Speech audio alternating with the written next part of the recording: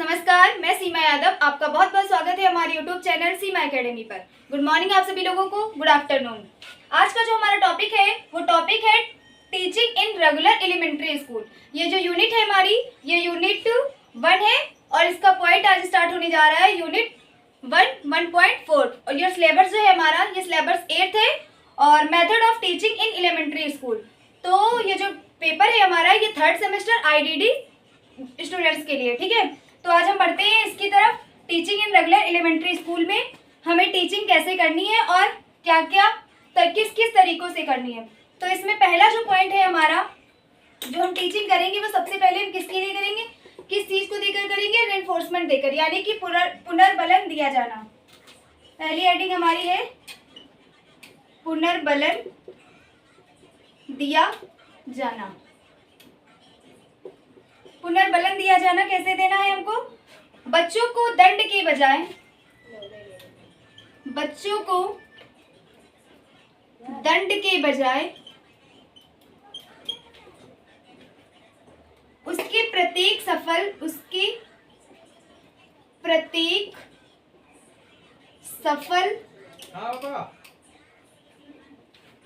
प्रयास कर प्रत्येक सफल प्रयास पर पुनर्बलन देना चाहिए। प्रयास पर पुनर्बलन यानी कि रिइंफोर्समेंट दिया जाना चाहिए।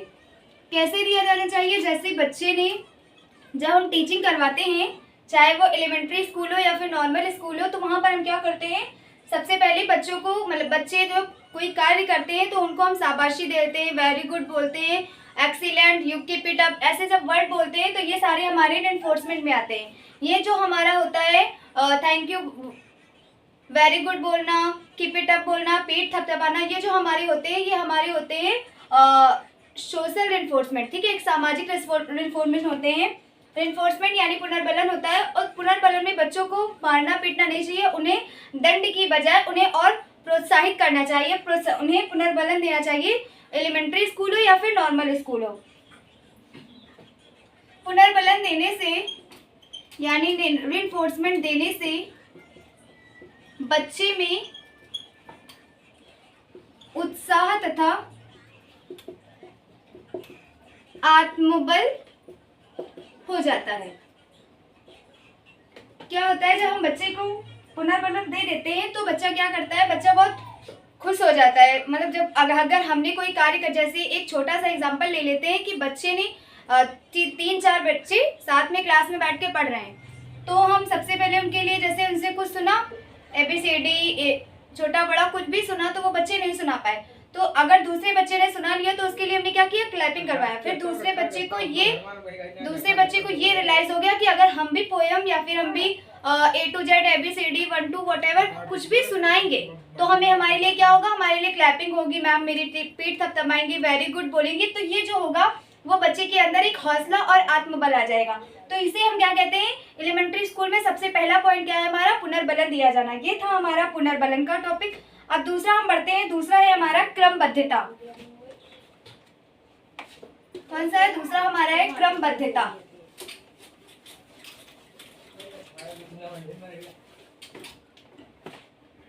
दूसरा है क्रमबद्धता।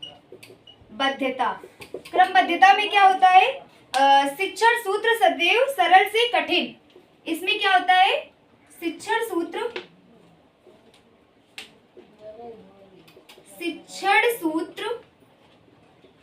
सदैव सरल से कठिन और मूर्त से अमूर्त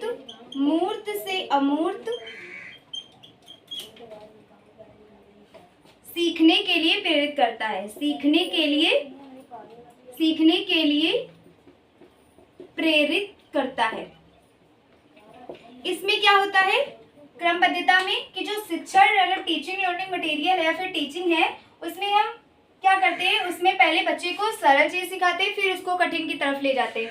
इसी तरह मूर्त से अमूर्त की ओर लेकर जाते हैं। जो क्रमबद्धता है हमारी, वो शिक्षक इसी शिक्षक को दर्शाता है कि बच्चे को सरल से कठिन की ओर कैसे सिखाना है और मूर्त से अमूर्त के लिए प्रेरित करता है। ये हमारा कौन कार्य करता है? क्रमबद्धता करता है। तीसरा हमारा है अभ्यास। तीसरा क्या है? तीसरा है हमारा अभ्यास। तीसरा है हमारा अभ्यास। अभ्यास में क्या होता है? जब किसी विषय वस्तु को अभ्यास कराते हैं, जब किसी विशेष वस्तु का अभ्यास कराते हैं,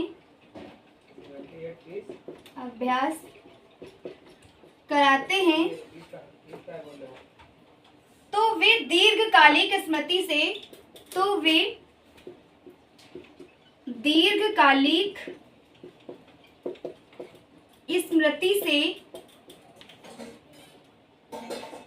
स्मृति में परिवर्तित हो जाता है, ये चीज हम कैसे सिखाते हैं? जब किसी विषय वस्तु यानी कोई भी इंग्लिश, हिंदी, मैथ, साइंस, किसी भी सब्जेक्ट में जब हम बच्चे को अभ्यास करवाते हैं, तो वो जो अभ्यास होता है हमारा, वो दीर्घकालिक यानी लॉन्ग टाइम के लिए परिवर्तित हो जाता है। लॉन्ग टाइम में एक चिन्ह के रूप में परिवर्तित हो जाता है। इसका पॉइंट ये हमारा था अभ्यास का। ठीक है, नेक्स्ट है हमारा सम्मानीकरण।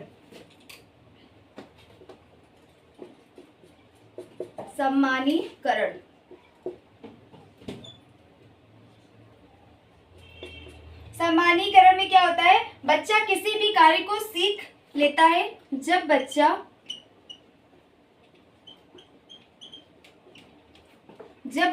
किसी भी कार्य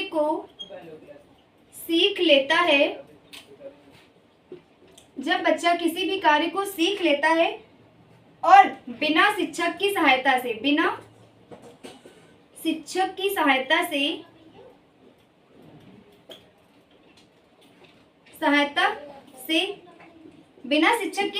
से करने योग्य हो जाता है, करने योग्य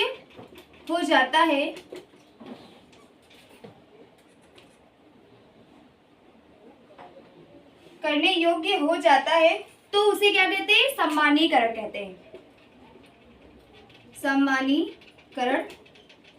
हैं।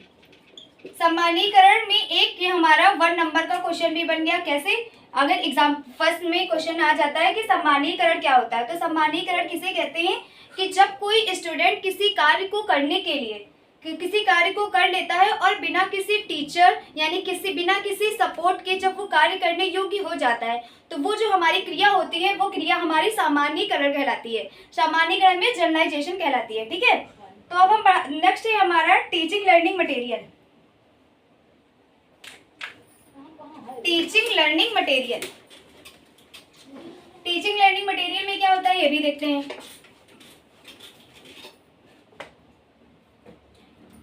टीचिंग लर्निंग मटेरियल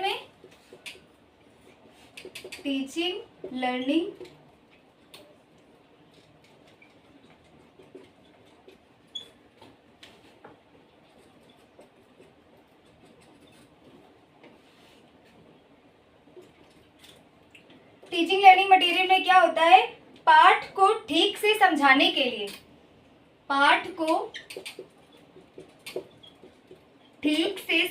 के लिए हम शिक्षण सामग्री का यूज करते हैं। जब कोई भी कार्य हमें सिखाना होता है, उसको बोलने की जगह अगर हम बच्चे को मटेरियल लेकर सिखाते हैं या फिर पोस्टर से बनाकर उसे सिखाते हैं, तो वो बच्चे को क्या होता है? अच्छी तरीके से आ जाता है। कोई भी कार्य यहाँ पे ले लेते हैं हम, जल चक्र वाला। जल चक्र का अगर ले लिया, तो जल चक्र में क्या होगा कि जल चक्र का हम उसको पूरा ग्राफ दिखाएंगे, उसके लिए पोस्टर जो बनाए वो दिखाएंगे। उससे जो हमारा कॉन्सेप्ट है वो बच्चों के प्रति अच्छे से क्लियर हो जाएगा। ठीक है, तो इसमें हमारी परिभाषा देख लेते हैं। इसकी क्या होगी टीचिंग लर्निंग मटेरियल की? टीचिंग लर्निंग में सहायक सामग्री सहायक सामग्री वह शिक्षण है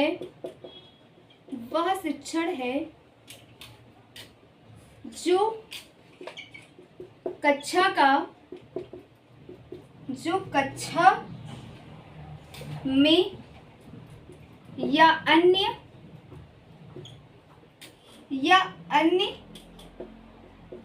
बोली गई पाठ्य सामग्री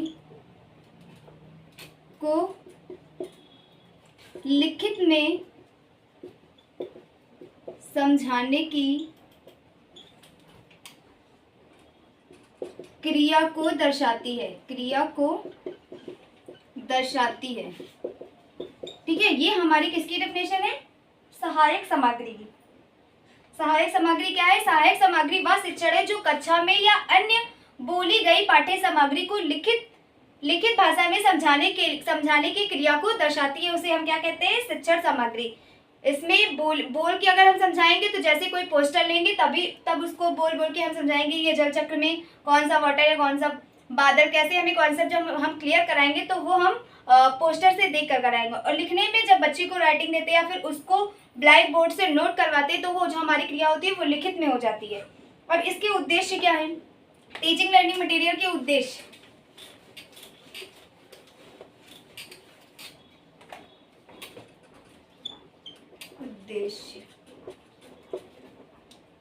पहला उद्देश्य हमारा ये है कि छात्रों को क्रियाशील बनाना। क्या है? छात्रों को क्रियाशील बनाना, ये पहला था हमारा। और दूसरा है पाठ के प्रति छात्रों को जागृत करना। पाठ के प्रति छात्रों को जागरूक करना। और तीसरा है हमारा सीखने की गति में सुधार करना। सीखने की गति में सुधार करना। ठीक है। और लास्ट यानी चौथा है हमारा अमूर्त पदार्थों को मूर्त रूप में देना। अमूर्त पदार्थों को मूर्त रूप में देना। ये हमारे क्या है? टीचिंग के उद्देश्य हैं। ठीक है। पहला उद्देश्य क्या है कि छात्रों को हमें क्रियाशील बनाना है यानी प्रभावशाली बनाना है। और दूसरा हमारा है पाठ के प्रति बच्चों को क्या करना है? जागरूक करना है। बच्चों को उस सब्जेक्ट में रुचि लाना है या फिर उस चैप्टर में रुचि लाना है जिसमें हम जिस चीज को हम उसे पढ़ाने जा रहे हैं। फिर तीसरा है हमारा सीखने की गति में सुधार करना। कुछ बच्चे लिख के सीखते हैं, कुछ बच्चे पढ़ के सीखते हैं या फिर समझ के सीखते हैं। उसमें हमें क्या करना है? सुधार करना है कि किस कॉन्सेप्ट से किस बच्चे को हमें सिखाना है। इस तरीके से सिखाना है कि सारे बच्चे एक ही कॉन्सेप्ट को फॉलो करें। और चौथा है हमारा अमूर्त पदार्थों को मूर्त रूप में देना है। यानी पहले जो कठिन पदार्थ है उनको हमें क्या करना है? छोटे छोटे रूपों में देना है कि थोड़ी थोड़ी मात्रा में उसे सिखाना है। दूसरा है हमारा मूल्यांकन और आकलन में अंतर। क्या है? मूल्यांकन और आकलन में अंतर। मूल्यांकन और आकलन में अंतर। मूल्यांकन और आकलन में क्या अंतर है? आकलन निरंतर चलने वाली प्रक्रिया है। आकलन निरंतर चलने वाली प्रक्रिया है जो छोटे छोटे उद्देश्यों के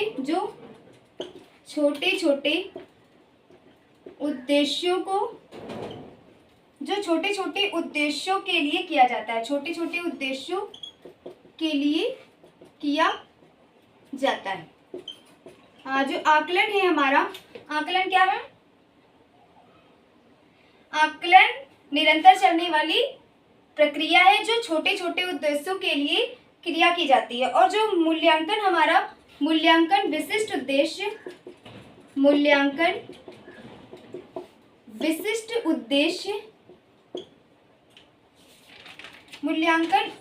उद्देश्य के लिए होता है।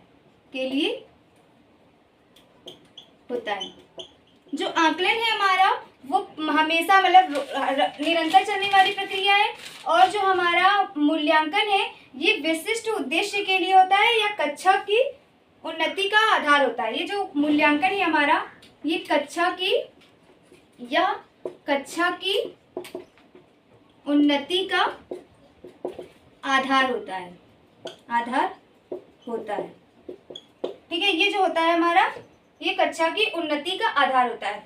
मूल्यांकन और आकलन में डिफरेंस अगर पूछा जाए तो आकलन क्या है? आकलन निरंतर चलने वाली प्रक्रिया है जो छोटे छोटे उद्देश्यों के लिए क्रियाशील होता है, के लिए क्रिया किया जाता है, ठीक है। और दूसरा है हमारा मूल्यांकन। मूल्यांकन क्या है? मूल्यांकन विशिष्ट उद्देश्यों के लिए होता है या कक्षा की उन्नति का एक अद्भुत आधार है। ये जो हमारा मूल्यांकन है वो दो प्रकार से होता है।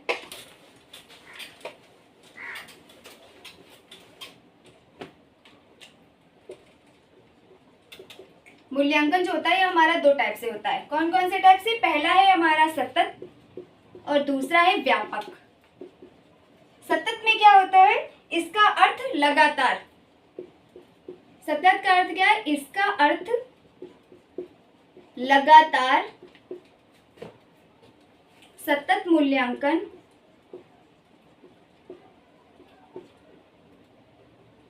लगातार चलने वाली प्रक्रिया, लगातार चलने वाली प्रक्रिया।